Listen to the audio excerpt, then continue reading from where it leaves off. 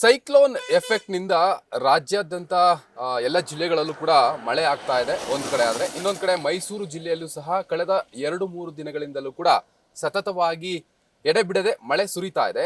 So ಇದರ ನಡುವೆ ಅಲ್ಲಲ್ಲಿ ಕೆಲವು ಸಣ್ಣ ಪುಟ್ಟ ಗೊಂದಲಗಳು ಅಂತಂದ್ರೆ ಏನು ರಸ್ತೆಗಳಲ್ಲಿ ಹೆಚ್ಚಿನ ಪ್ರಮಾಣದಲ್ಲಿ ನೀರು ನಿಲ್ಲುವಂಥದ್ದಾಗಿರ್ಬೋದು, ಮನೆಗಳಿಗೆ ನೀರು ನುಗ್ಗುವಂಥದ್ದಾಗಿರ್ಬೋದು, ಅಥವಾ ಕೆಲವು ಅಡಚಣೆಗಳು ಕೂಡ ಉಂಟಾಗಿದೆ. ಆದ್ರೆ ಮೈಸೂರಿನ ಚಾಮುಂಡಿ ಬೆಟ್ಟಕ್ಕೆ ತೆರಳುವ ಮಾರ್ಗದಲ್ಲಿ ಒಂದು ಬಂಡೆ ಈ ಒಂದು ಮಳೆಯ ರಭಸಕ್ಕೆ, ಗಾಳಿಯ ರಭಸಕ್ಕೆ ಉರುಳಿರುವಂತದ್ದು ಕೂಡ ಘಟನೆ ಜರುಗಿದೆ. ಆದ್ರೆ ಸದ್ಯ ಯಾವುದೇ ಒಂದು ಅವಘಡ ಇಲ್ಲಿ ಸಂಭವಿಸಿಲ್ಲ.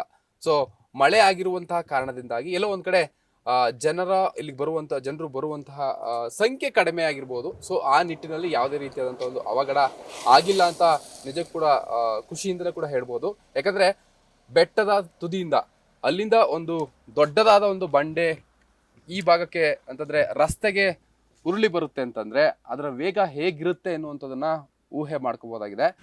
ಆ ಒಂದು ಸಂದರ್ಭದಲ್ಲಿ ಯಾವುದು ಕೂಡ ವೆಹಿಕಲ್ ಮೂವ್ಮೆಂಟ್ಸ್ ಇರಲಿಲ್ಲ.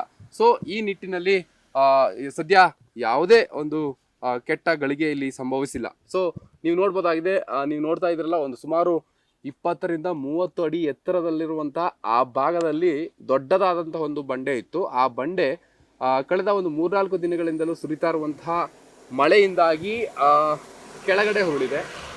ಇದೇ ಮಾರ್ಗವಾಗಿ ಕೆಳಗಡೆ ಉರುಳ್ಕೊಂಡು ಬಂದಿರುವಂಥದ್ದು. ಬಂಡೆಯ ಜೊತೆಗೆ ಸಣ್ಣ ಪುಟ್ಟ ದೊಡ್ಡ ಕಲ್ಲುಗಳು ಸಹ ಕೆಳಗಡೆ ಬಿದ್ದಿರುವಂಥದ್ದು ಕೂಡ ನೋಡ್ಬೋದಾಗಿದೆ. ಬಂದಂಥ ಸಂದರ್ಭದಲ್ಲಿ ಇದೇ ರಸ್ತೆಯಲ್ಲಿ ಅಂತಂದ್ರೆ ನೀವೀಗ ನೋಡ್ತಿರಲ್ಲ, ಈ ಒಂದು ರಸ್ತೆಯ ಮಧ್ಯ ಭಾಗಕ್ಕೆ ಕೂಡ ಆ ಒಂದು ಬಂಡೆ ಉರುಳಿತ್ತು ಅನ್ನುವಂಥದ್ದು ಕೂಡ ನಾವು ನೋಡಿದ್ವಿ. ಸೊ ಹೀಗಾಗಿ ಎಲ್ಲೋ ಒಂದ್ ಕಡೆ ಜನರಲ್ಲಿ ಒಂದು ಆತಂಕವೂ ಕೂಡ ಇತ್ತು ಹೀಗಾಗಿದೆ ಎನ್ನುವಂಥದ್ದು. ಆದ್ರೆ ವಿಚಾರ ತಿಳಿದಂತಹ ಕೂಡಲೇ ಸಂಬಂಧಪಟ್ಟಂತಹ ಅಧಿಕಾರಿಗಳು ಮತ್ತು ಸಿಬ್ಬಂದಿ ಇಲ್ಲಿಗೆ ಧಾವಿಸಿ ಆ ಒಂದು ಬಂಡೆಯನ್ನ ಪಕ್ಕಕ್ಕೆ ಜರುಗಿಸುವಂತ ಅಂತಂದ್ರೆ ಪಕ್ಕಕ್ಕಿಡುವಂತ ಕೆಲಸವನ್ನ ಮಾಡಿದ್ದಾರೆ. ಅಂತಂದ್ರೆ ಈ ರಸ್ತೆಯನ್ನ ತೆರವು ಮಾಡಿದ್ದಾರೆ. ಸಾರ್ವಜನಿಕರ ಸಂಚಾರಕ್ಕೆ ಯಾವುದೇ ರೀತಿಯಾದಂತಹ ತೊಂದರೆಗಳು ಉಂಟಾಗಬಾರದು ಎನ್ನುವಂತಹ ನಿಟ್ಟಿನಲ್ಲಿ ಇದೀಗ ಇಲ್ಲಿ ಒಂದು ತೆರವನ್ನು ಮಾಡುವಂತಹ ಕೆಲಸವನ್ನು ಕೂಡ ಮಾಡಿದ್ದಾರೆ.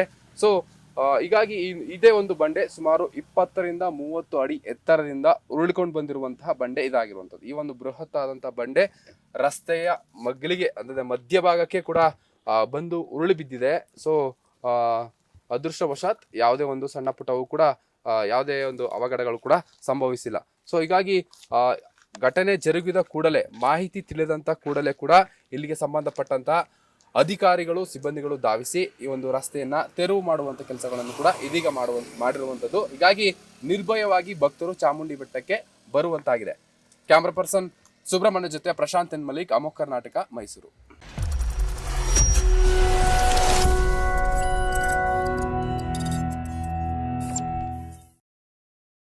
ನೀವು ಗಿರವಿ ಇಟ್ಟು ಬಿಡಿಸ್ಕೊಳಕ್ಕಾಗ್ದಿರೋ ಆಭರಣನ SDJ ಗೋಲ್ಡ್ ಕಂಪನಿಯವರು ಬಿಡಿಸಿ ಮಾರುಕಟ್ಟೆಗಿಂತ ಅಧಿಕ ಬೆಲೆಗೆ ತಗೋತಿದ್ದಾರೆ.